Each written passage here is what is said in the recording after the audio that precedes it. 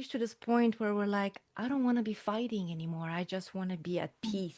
And tell me what to do, so let me destroy myself because I have the power to do it now. Not do as a kid, I'm allowing myself to do now. This is not about bashing our parents, it's about explaining from where our trauma stemmed from.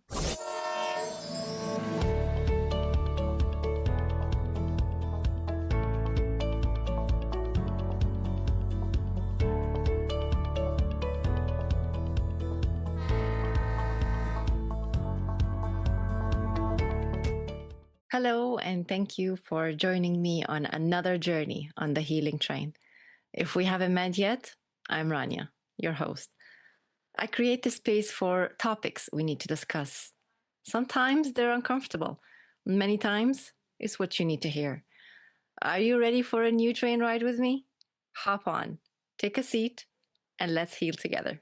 On today's show, I have with me a fellow Canadian, Diane Coney, the visionary founder of Suede, with over a decade of experience in technology, e commerce, and social innovation.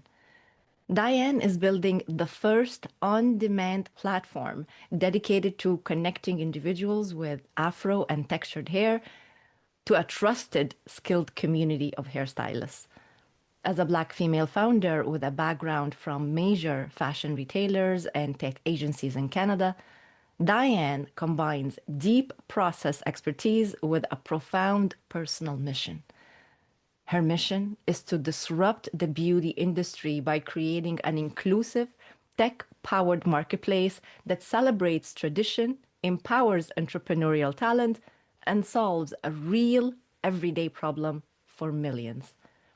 She is passionate about community building and economic empowerment, founded Suede to ensure that no texture is left behind, merging her professional expertise with a heartfelt drive to foster confidence and belonging. Diane, my dear, welcome to the show. Thanks for having me.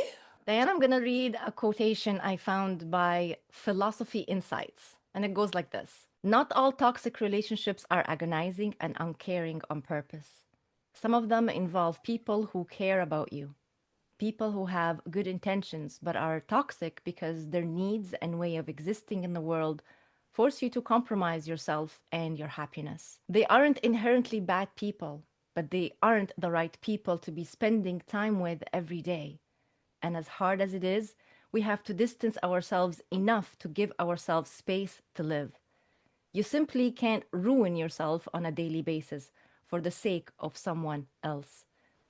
You have to make your well being a priority, whether that means breaking up with someone, loving a family member from a distance, letting go of a friend, or removing yourself from a situation that feels painful. You have every right to leave and create some healthy space for yourself. Hmm. And we're starting our episode today with a bang, okay? Yes. Look, Diane, we're going to get deep into our conversation, but I want us to begin on a lighter note. I'd like for us to begin by talking about you and the work that you do because it's fascinating for me. And I think my audience now is curious about what exactly you do. So please, it's your turn to talk about yourself. Okay. So I am the founder of a startup called Suede. We basically created a platform. So we're a tech startup. So we created a platform where people that have afro and textured hair can find hair services in their area. So we make the bridge basically between the clients and the self-taught or certified specialized hairstylist and make sure that they have a seamless experience because there's not a lot of salons dedicated to Afro and textured hair in Canada. It's hard to find the right structures, so we're bridging that gap basically. Mm. I can tell you, Diane, there were a phase of my life when I did not find the correct hairdresser for my type of hair. And I was experimenting and I was trying this one for a little bit. Nah, it's not working. Trying this one. I was like, no, they don't understand my hair. You need Yeah. someone to understand your hair. Yes. And when you find that person that gets you, you're like, okay, I'm with you for life now, you know? Yes. Now Yes. my current hairdresser here in Toronto, Canada, I've known her for I want to say some like 17, 18 years. Like that's how That's long lovely. Yeah. I've been with my current hairdresser. She's my friend as well. Hmm. And she's moved from one hairdresser to another, right? Like she doesn't own her Yes. own, but I mean she's moved around. And wherever she went, I would go You to the went. same. I would follow her wherever she would go because Yeah. I'm not after the salon, I'm after the person that understands my hair. Mhm. So yeah. Yes. Well, she does a great job. You look great. Oh, thank you. Thank you. Appreciate that. Yeah, so Diane, this is really cool. And how can someone connect? Yes, you can search Suede, so Swayed on the App Store or the Android App Store, Yeah, and we also have a platform www.thesuedeapp.com. Even if you're just starting self-taught stylist, we're just going to review the profile, make sure everything is good, and then you get published and you can, get clients and start giving love to some afro and textured hair. So, yeah. awesome. I love Yeah. that. You were right when you said this is one of a kind. It doesn't exist. You are. Not the way that we are doing it Mhm, now, mhm. but yeah. Well, I'm very excited for this venture of yours. And I'm gonna go deeper now, Diane. Are you ready to go deeper with me? Yes, yes, I Let's go am. deeper.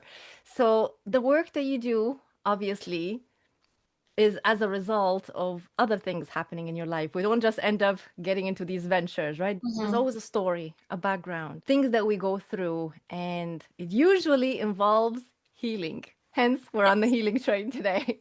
Yes. Diane, there must be a healing story for you. There must be something that you've been through that got you on a journey of self-reflection and the awareness level that got you to the point to say no to certain things and Yeah. yes to certain things. And now here you are, a successful entrepreneur with a road wide open ahead of you that I wish you for all the success. Thank you. Diane, do you want sharing with us whatever's on your heart today? What is it that you had to heal from that got you to where you are today? That's a lot of things, actually. So for that, I have to go back more than a couple of years. Mm. So I was born in West Africa, grew up in France, came to Canada about 19 years ago to study medicine because that's what my parents wanted me to do. And then did not work out. Went into English literature. I got cut off by my parents at that point because I had, you know, strayed from the path that I was Mhm. supposed to be on. And then I've had a bunch of different careers, great careers. I made really smart moves, always striving to get ahead, self described, but also described by other people as a career person. As my salary was increasing and as I was kind of reaching what I thought people expected from me, I discovered that it did not make me happy. I was always trying to be more. And even when I succeeded, it was not enough. Like I was never enough. I would never, get to a point where my professional life, my personal life, my mental health, everything would be good enough for me. And that came with a lot of struggle, depression. I went to therapy for about 8 years. Did talk therapy, I did EMDR because I had very intense trauma that prevented me from seeing who I could be basically. Now I'm creating my path. Like I'm telling the story and just saying, okay, now I'm just owning my path. The way that I've healed is all of the pressure that I used to put on myself, all of the need for external validation, this idea that I needed to be productive and be perfect, to be loved out the window. I'm just doing my own thing. Like I've really let that go. I've forgiven a lot of the trauma that I've had. I've forgiven myself for accepting a lot of the situations. that I've put myself in. I've learned that it's okay to struggle. Doesn't make me someone to be loved less. Doesn't make me unworthy of success. On the contrary, I'm very proud of myself when I struggle. I can talk to people about it now and just say, oh my God, my day has been such a mess. I can go out of my house without looking perfect. You know, I can really say, well, that's what my life has been, and that's what I've built. This is who I am. I don't need to be fixed anymore. I don't need to prove to other people or to myself that I'm worthy or that I can do it. I've done it. I'm doing it every day. Yeah, it's a little bit of a I get you. I get you, Diane. yeah. As you're speaking, I'm seeing a lot of myself in you. You And are. and I have a few years over you. I know I may not really look it. I see me, a little bit of me. I mean, for starters, we're both immigrants, Yes. right? I mean, I immigrated also here at a very, very, very young age. And I spent a longer time here in the Western world compared to where I come from. And I come from an Arabic background. So in Africa as well, we're both Africans because I'm Yes. from the north and you're from the west, Yes. And here we are meeting and having this conversation, and life brought us in each other's path. Look at that. Yeah. Look at how That's crazy. amazing life is. And again, I had to go through cultural changes. I fought battles just as you Mhm. have, right? Yeah. I've had situations where, let's say, the family was not in my life for a period of time, the same as what you just said. So that's Yeah. why I'm saying I can relate to you so much, and I see myself in you. And then I see that rebellious fire in you that I also had. I Yes. see that the same way I've paved my path and I was determined. And I've had people tell me, that's all you could probably accomplish, or you're never going to make it that far. Hmm. And I've also had the feelings that no matter what I did, it could never be enough. And I've also done a lot of inner work. I've done some counseling as well. Maybe not 8 years like yourself, but it has nothing to do with the length of time. It has nothing to do with who you go to. You've done therapy. I did some counseling, but I also did a lot of self therapy. Hmm. I worked on myself, and psychology has been my interest pretty much most of my life. Yeah. That was the career path I actually wanted to get into, but I never did. But here I am. I almost kind of in psychology slash therapy slash counseling myself with Yeah. my work and this with this podcast, right? It's about helping people. It's about being of service. And whether you're Hmm. doing it through an app that helps people feel good about themselves and have their hair issue fixed, because it's a big deal for women, you're Hmm. still helping and serving. And I'm helping and serving in a different area.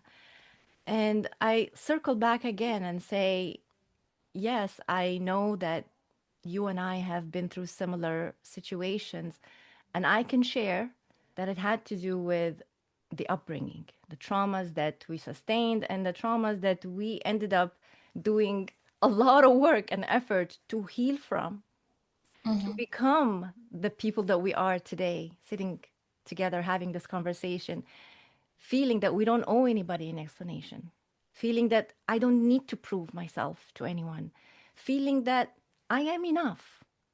I Hmm. am enough.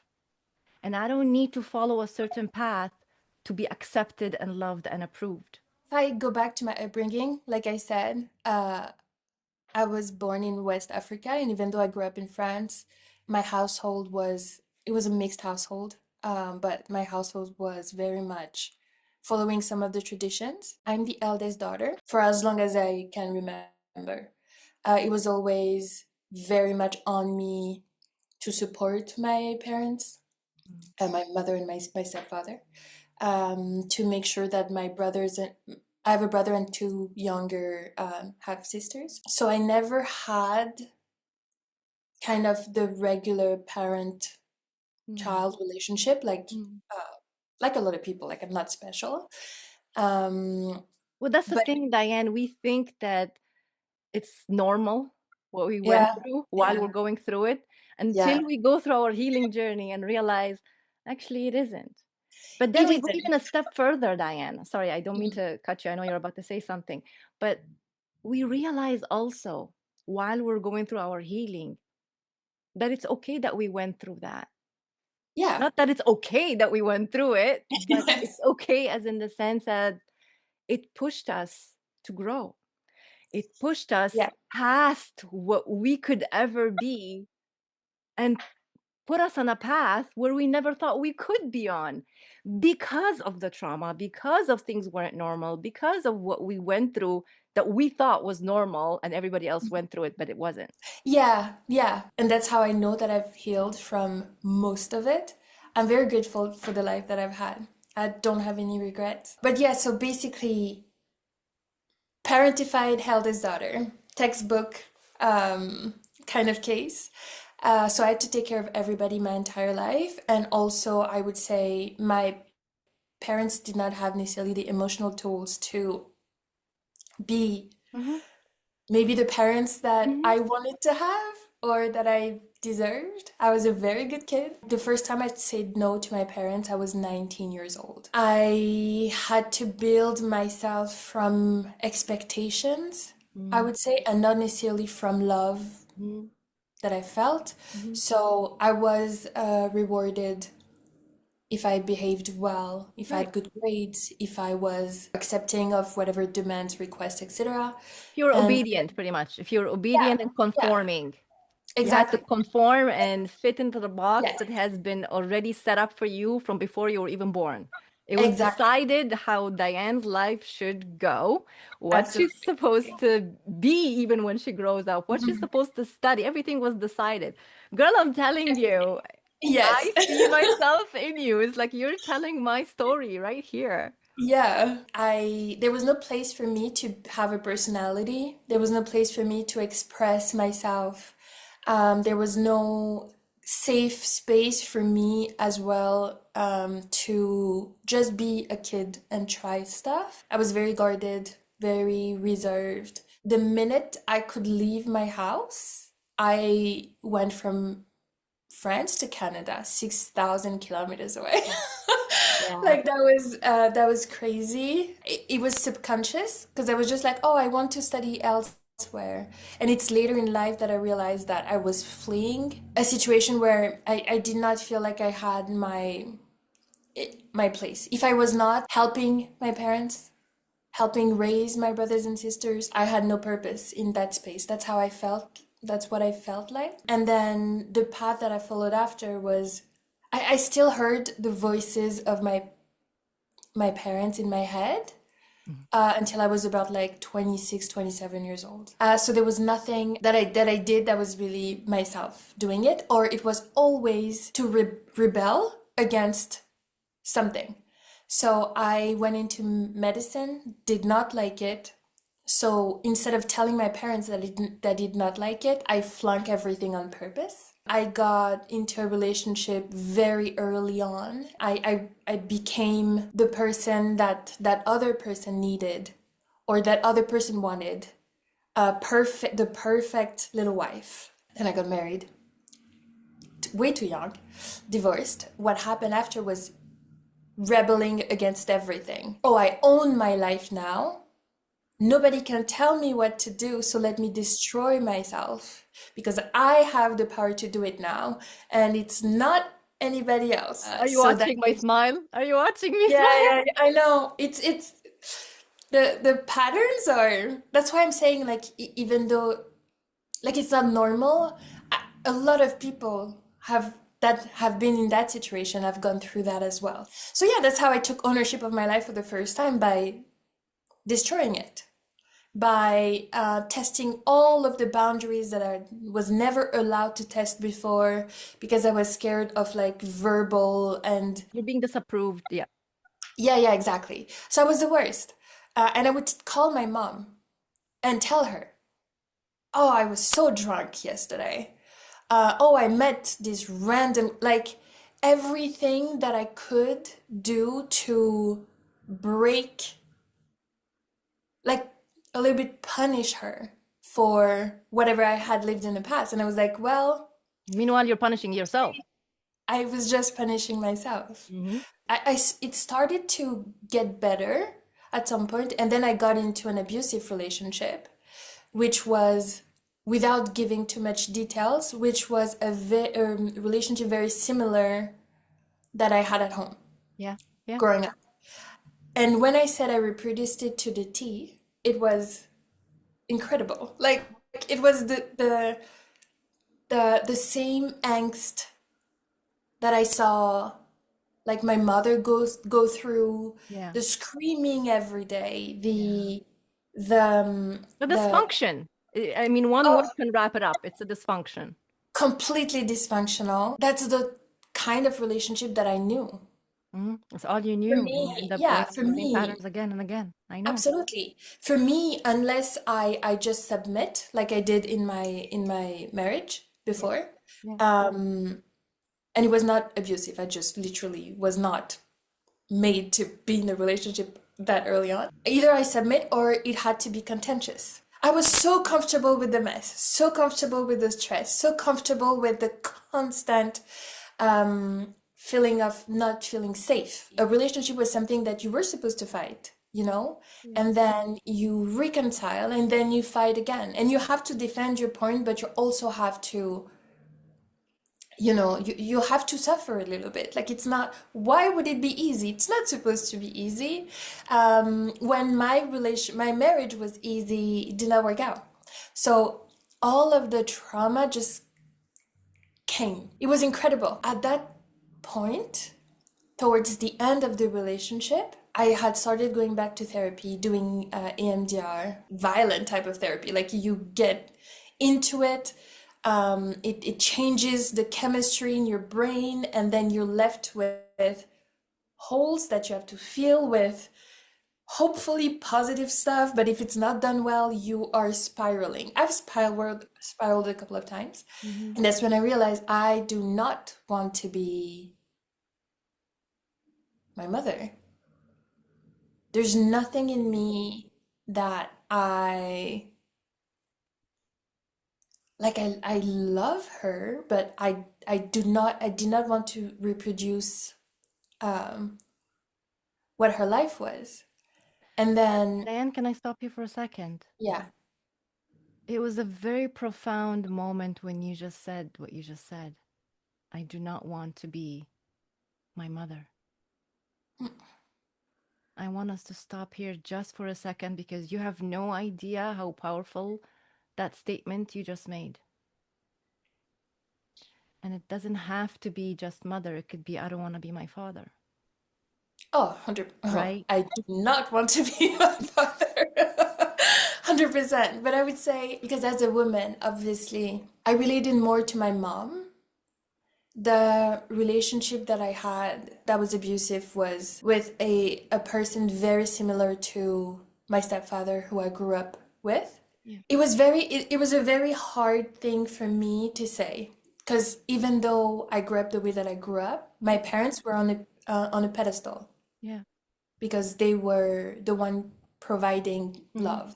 Mm-hmm. And I grew up very privileged. Yeah. So I was always like I have to be grateful and I have to be, You feel indebted. You feel indebted to them, yeah, like you owe them this. yeah, exactly.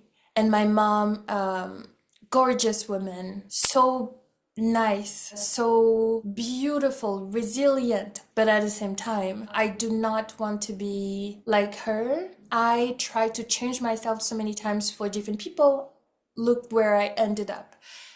Whether it's with work. So I had two burnouts by the time I was 32. I had very strong bouts of depressions. I had bad friendships, bad romantic relationships, a bad relationship with my own self, where I wasn't perfect enough for me. Did not respect myself enough. My life did not really have any value or meaning. I ignored completely who I was because who I was never accepted by the people I was surrounded. But yeah, everybody is grown.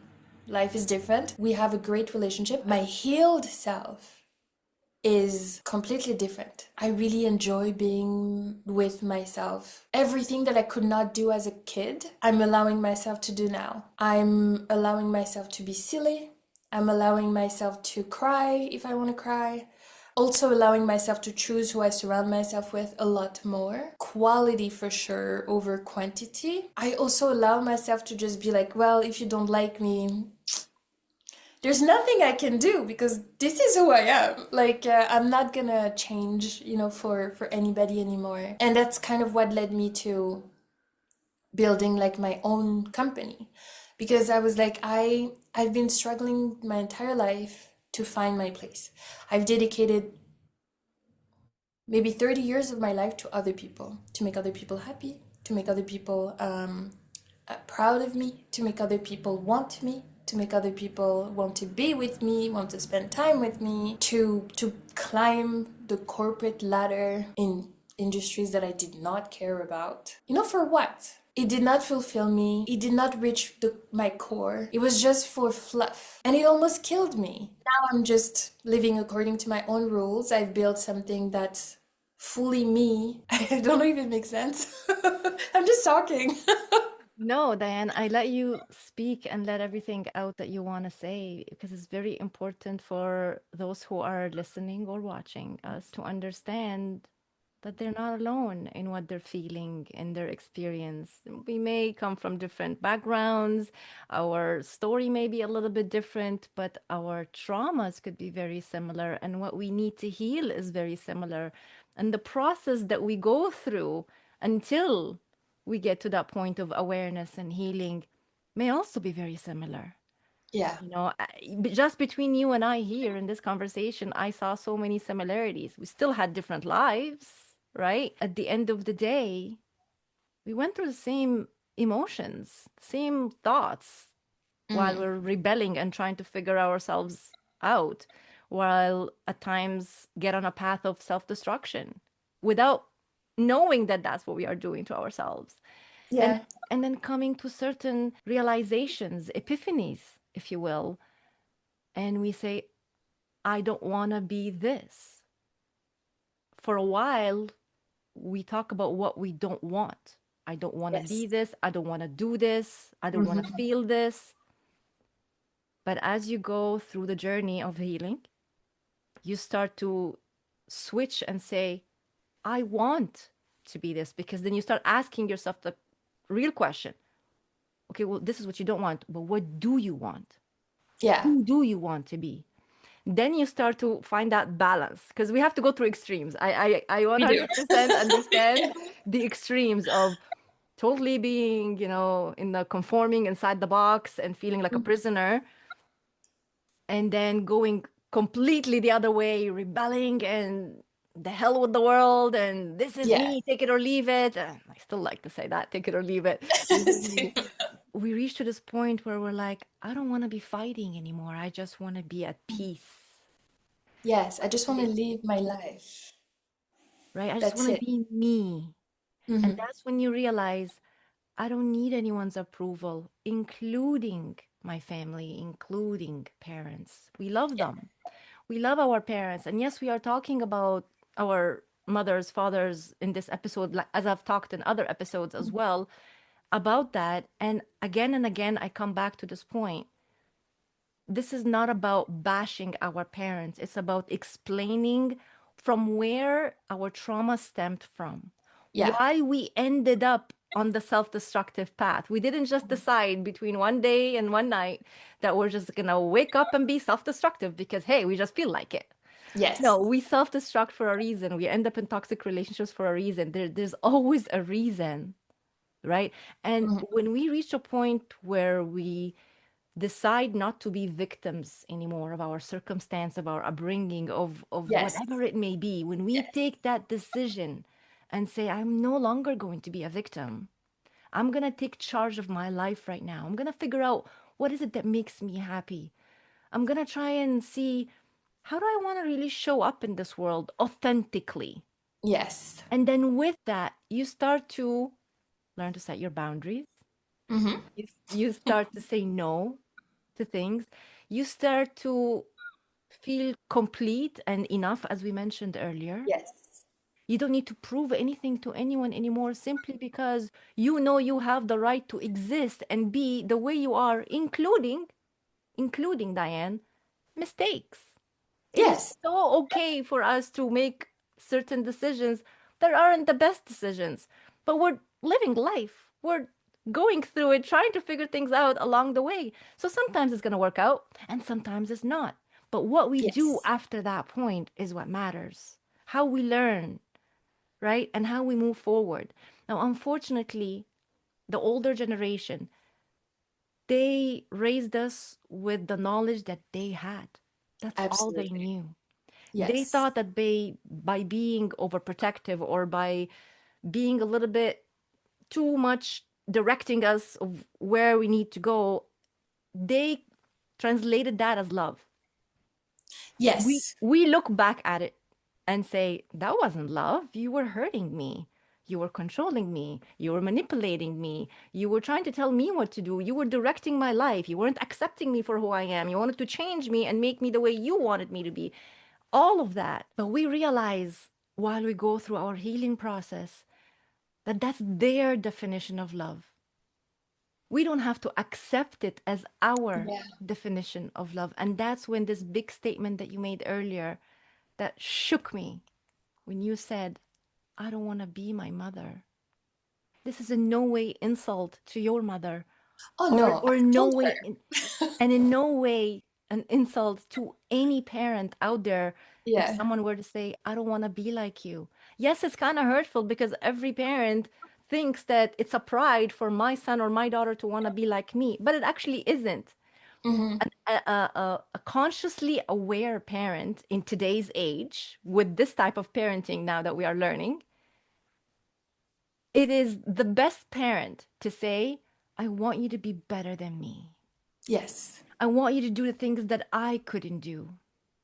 I want you to heal whatever it is that I may have caused on you unintentionally. But just know this, in my heart, I love you. And maybe I haven't shown my love to you in the way you needed. Maybe I wasn't there for you the way you needed at the time you needed. And I'm sorry. Yes. If only parents, if any parent is listening to this right now, it's okay to say to your child, a grown up child, after years have passed, I'm sorry. Thought I was doing the best that I could. Maybe Hmm. it wasn't good and maybe it's not what you needed. But in the end, I just want you to know I love you. I see you. I accept you as who you are, no matter what you do and no matter how you want to show up in this world.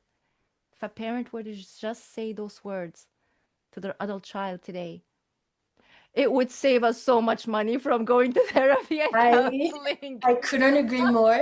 And that's funny that you say that because I've heard that from my mother Oh, cool. a couple of years ago. That's definitely helped me heal and forgive. And that's the thing also, I think when we talk about our trauma, it's very much something that's done to us and things like that. My mother, I know now a lot more about her own history. Mm-hmm. So my healing came with a lot of empathy and compassion for the women, the previous generation of women in my family. I don't see everything black and white anymore as I did when I was younger. And I'm also older. It's very important, I think, to understand that the same way that I did not want to be like my mother, and I told her, Mm-hmm. she did not want to be the type of mom her mom was. And maybe my grandmother, my great grandmother was not the type of mother that my grandmother wanted. Mm-hmm. There's no perfect world in which we have perfect parents. Mm-hmm. World where we are supposed to be carrying that out forever. Mm-hmm. The day that I decided that I did not want to be my mother and I forgave her, the burden of centuries of like pain came off my shoulder. Mm-hmm. It was really like, oh, I don't have to carry that if I don't want to. Mm. It's my life after all. Like, I don't have to perpetuate something that's not working for me. And what is really funny, it's a weird detail. But I have, in my bottom teeth, I have a hole here.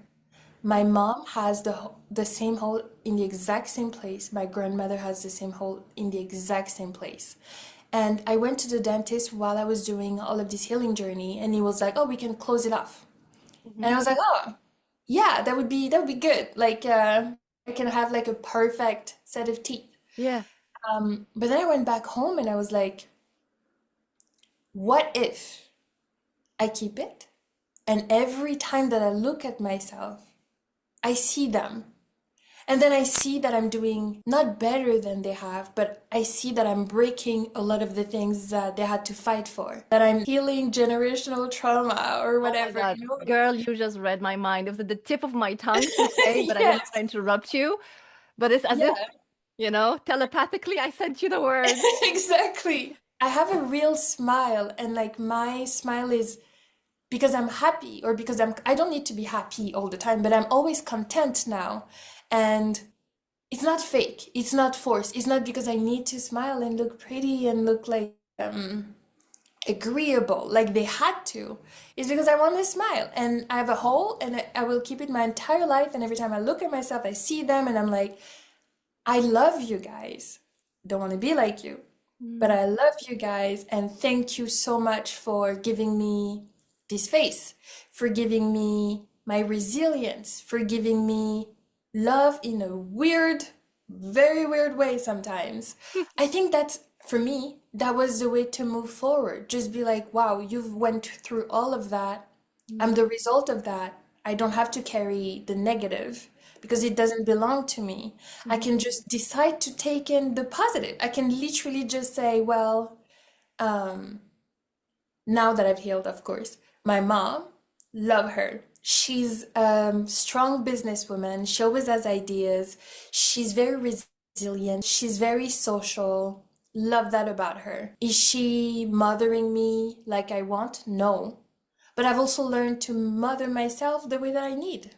mm, You mm, know, like I learned in therapy that when I'm stressed, I can just have a gesture that is comforting.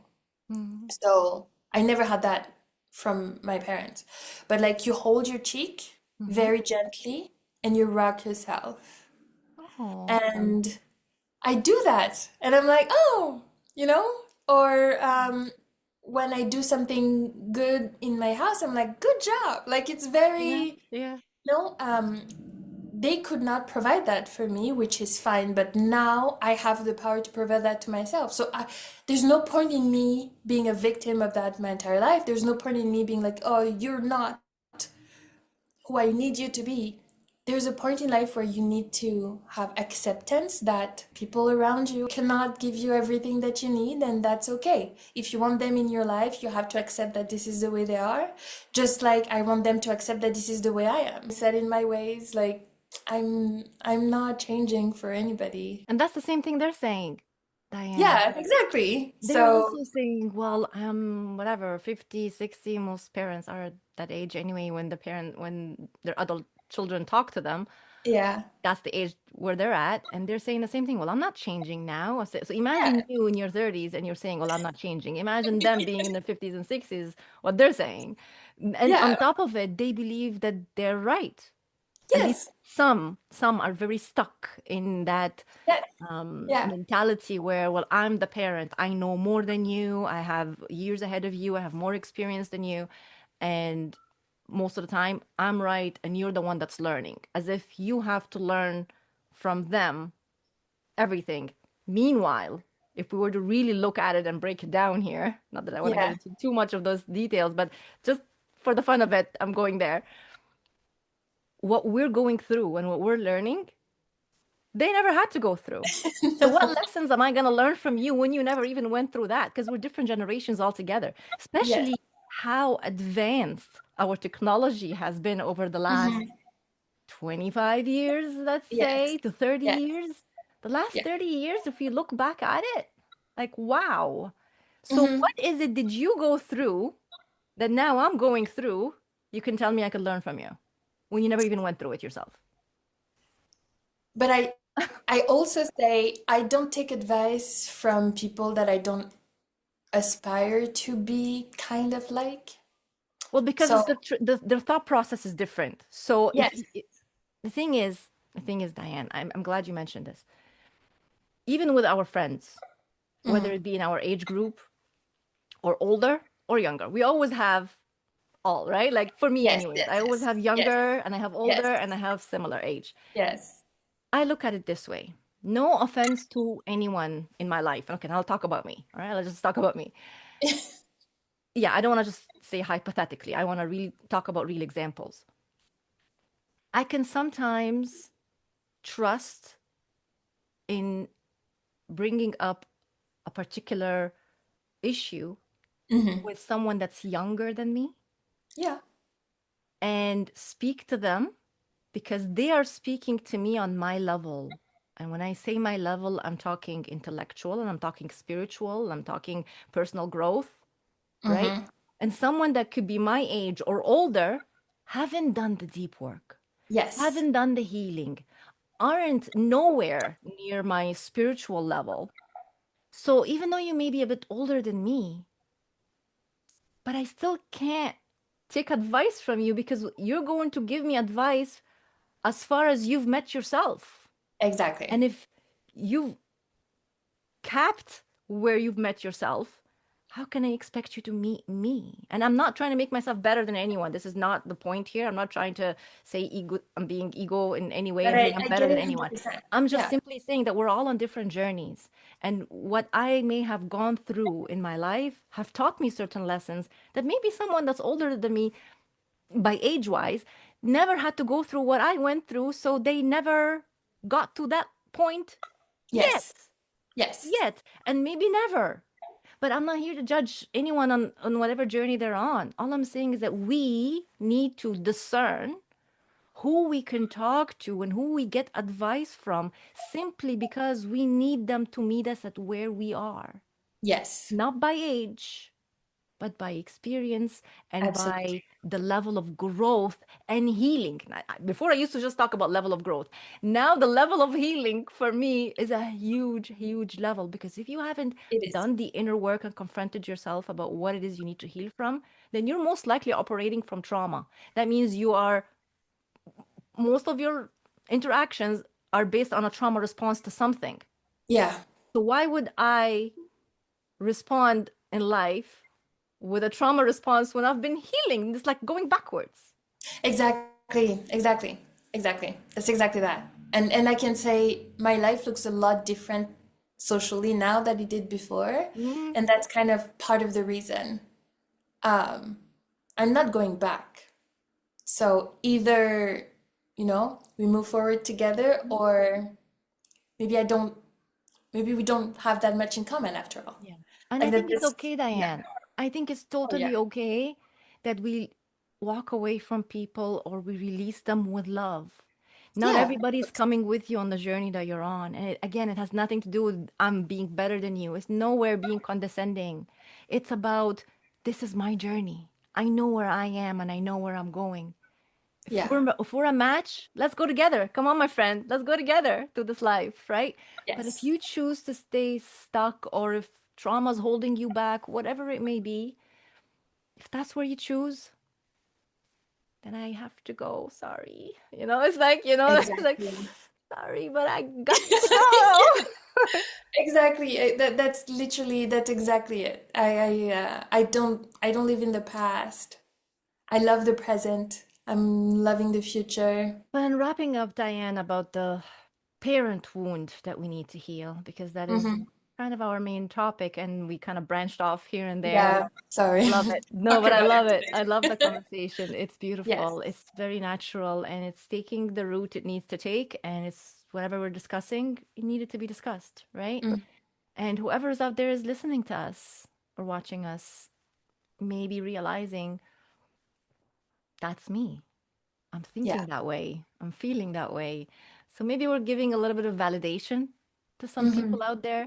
Maybe we're letting them know you're not crazy. And no, you're not mean or heartless for thinking this way or for feeling this way or for doing what you're doing. It's Yeah. okay that you're setting your boundaries. It's okay that you're saying no. It's okay that you're being you the exact same way you just described for us right now and the way I show up, unapologetically Mhm. me all the times. Yes. I say this with heart. Okay, I'm not saying this as the rebellious Rania, I can talk like the rebellious Rania, but I can talk with heart, Rania, right now and say, be you, heal 100%. you, be you and heal you. I think these are the two main things that I would want to leave people with. And let the past be in the past, just as Diane mentioned. The present is all we have, this moment right here. If you're able to forgive those who were a catalyst in healing that trauma, we're all living with trauma, some way, shape, or form. It's just whether you're ready and willing to admit to yourself that it's there and ready to do the work to heal it, to become the best version of yourself. So, yes, heal the parent wound. Most of us have a parent wound somewhere there. They're not always extreme, Yeah. but in some cases they are, and even more extreme than your story and mine, way more. Yeah. But having said that, I want to say that anything is possible. If you choose to want to go on that journey of healing, you can. And if nothing else, let's get a hairdo with Diane and her new app. What do you think, Diane? Do I need a new hairdo? I can go on your app and I find mean, a new hairstylist. I don't I know if can it's going to find be you as good as somebody. mine, but yeah. We can find you somebody. You need to have curlier hair though, but we I can do find have you curly somebody. hair. I know you do, What Andre. you see here is me doing some work on it for it to be straight. It's Yes. curly hair. Remember I Yes. said I'm from Africa, girl. No, I know your hair is curly. That's why I'm saying, yeah, Yes, yes. So you for can find those you who are somebody. watching me and seeing straight hair, yes, it's a secret. I have curly hair that I don't show often, but maybe I'll surprise you one of these You days and show up should. with curly Yes. hair. Yes. It's lovely. Well, Diane, it's been such a pleasure having this conversation with you. I truly enjoyed it. Even though, yes, we did talk about things that are heavy on the heart, you've shared with us your journey of healing, your journey of growth, and you were very open about it. So thank you. Thank you for that. You are helping someone out there to connect and to relate and to know they're not the only one going through it. Any last thoughts that you'd want to leave us with? I do feel like real healing starts when you start accepting yourself and being who you are. So I really wish that on everybody because that's what has led me here. And I'm very happy. Like I'm I very can see it. I can see it on your you face. You're know, glowing. You're glowing. yeah, accept one thing about yourself a day. And it's really fun to be yourself because you really do not care and you can do whatever you want. These were amazing final words. Just have fun. And you'll Yeah. realize you don't care. Yeah. Love. And with that, we end today's episode. Thank you, Diane. Thank you, Rania. This show is proudly sponsored by Say It Out Loud GG, led by the inspiring Judith Diaz, an avid change maker and passionate advocate for speaking up and raising awareness. The Healing Train podcast is honored to have her support. If this was the first time we met, make sure you hit that follow or subscribe button so you can continue going on the train ride with me. Every episode on this podcast is different. Sometimes it's just me, sometimes it's with a special guest. The conversations we have on this show are very necessary. So make sure you tune in. And until next episode, keep on healing you.